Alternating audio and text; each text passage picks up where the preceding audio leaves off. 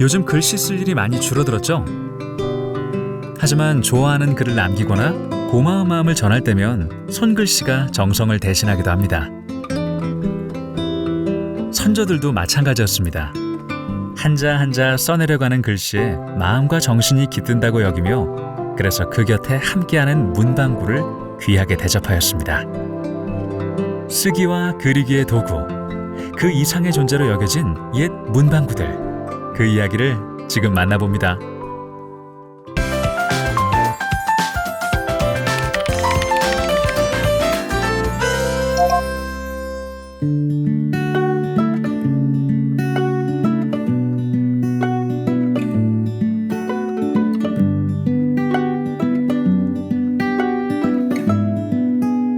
문방사우라는 말 들어보셨나요?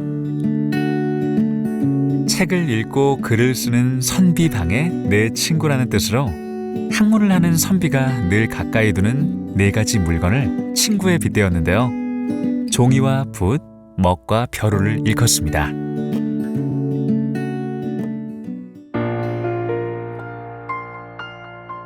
우리나라는 중국으로부터 전래된 제지술을 바탕으로 우리 고유의 방법으로 종이를 만들어 왔는데요.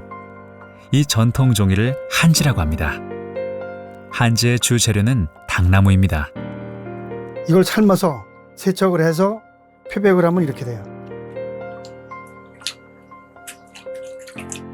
서로 엉켜서 한지가 되는데 섬유가 길어서 얼기설기 잘 어우러지면 이 종이가 엄청 질겨지죠.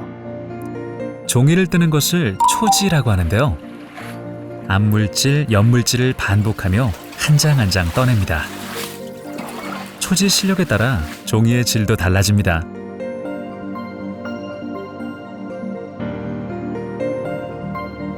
한지는 광택이 도는 아름다운 흰빛에 매끄러우면서도 질긴 특징이 있어 고려시대부터 높은 평가를 받았는데요. 도침 작업에 비결이 있습니다. 그 도침을 함으로 해서 이 종이가 단단하게 다져짐으로 해서 오래 보존할 수 있는 내구성이 강한 이런 한지가 됩니다. 천여 년 전의 종이가 아직까지 건재한 것만 보아도 한지의 우수함은 충분히 짐작할 수 있습니다.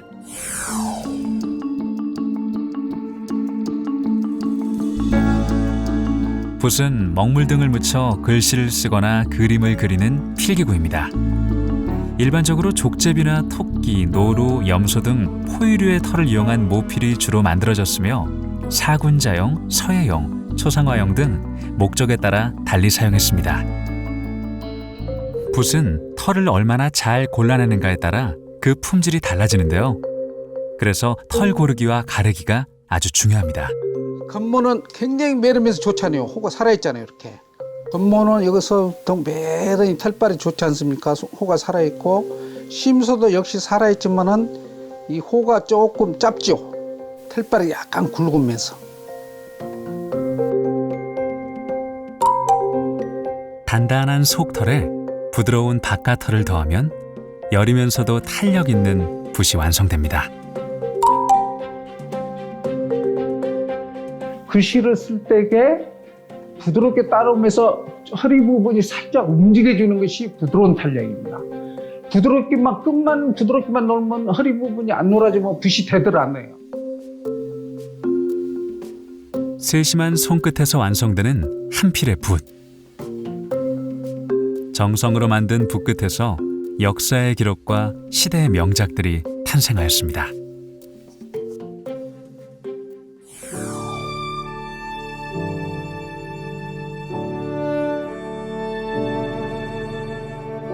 먹은 글씨를 쓰거나 그림을 그리는 데 사용하는 재료입니다. 벼루에 물을 붓고 먹을 갈아서 먹물을 만들어 쓰는 것이죠. 종이와 흑백의 대비를 이루며 먹물의 농담, 즉 진하고 연한 정도에 따라 작품의 다양한 분위기를 연출합니다.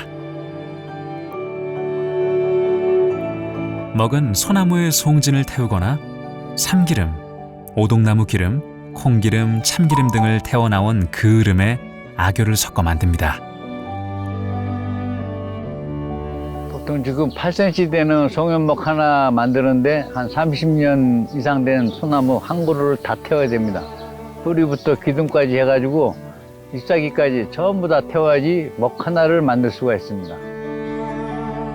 시간이 오래되어도 퇴색하지 않고 어떠한 바탕 위에 사용되었더라도 부식작용을 일으키지 않는다는 먹.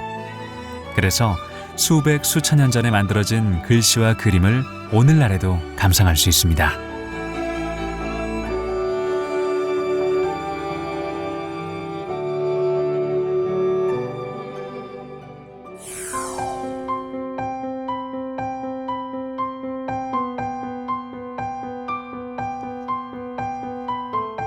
벼루는 먹을 가는 도구입니다.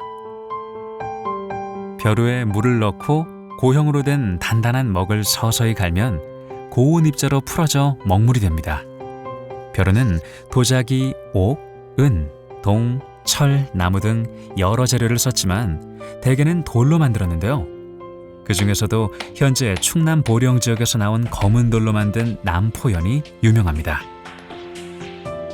좋은 돌로 된 것이 백운상석인데요. 이게 투디려 봅니다. 투디려 보면 이렇게 경쾌한 찻소리가 나고, 이런 것은 이제 절단을 해도 별 병이 없다는 얘기고, 좋은 돌로 벼루를 만들면은 먹물이 아주 곱게 갈리면서 윤기가 납니다. 그리고 그 먹물이 약 한 15일 이상 마르지 않고. 다양한 조각을 새길 수 있어 공예품으로 감상하기도 하는 벼루는 무수히 사용해도 변하지 않는 특성 때문에 선비들은 벼루를 자신을 들여다보는 수양의 도구로 삼기도 하였습니다. 그래서 벼루를 보면 소장자의 품성이 느껴지기도 하는데요. 어떤 무늬도 새기지 않은 이 소박한 벼루는 조선시대 영조의 어필벼루입니다. 벼루 뒷면에는 임금이 태어나서 70대가 되기까지 겪은 일생의 주요한 8개의 사건을 어필로 기록해 넣었습니다. 자성은 영조 임금의 노년 시절의 별호였어요.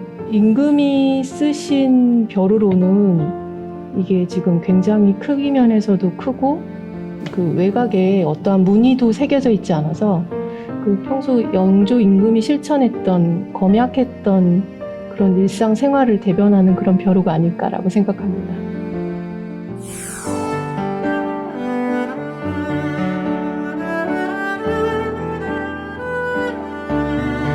선조들에게는 필기구 그 이상의 의미였던 문방사우. 이들을 귀하게 대접하는 분위기는 조선 후기에 이르러 문방 청한의 풍조로 이어졌으며 궁중과 사대부의 장식용 그림 소재로도 애용되었습니다. 한낱 도구가 아닌 자신의 뜻을 알아주는 평생의 친구로 여겨진 문방사우. 지금 여러분의 책상에도 문방사우와 같은 벗이 있습니까? 여러분만의 문방사우는 무엇인가요?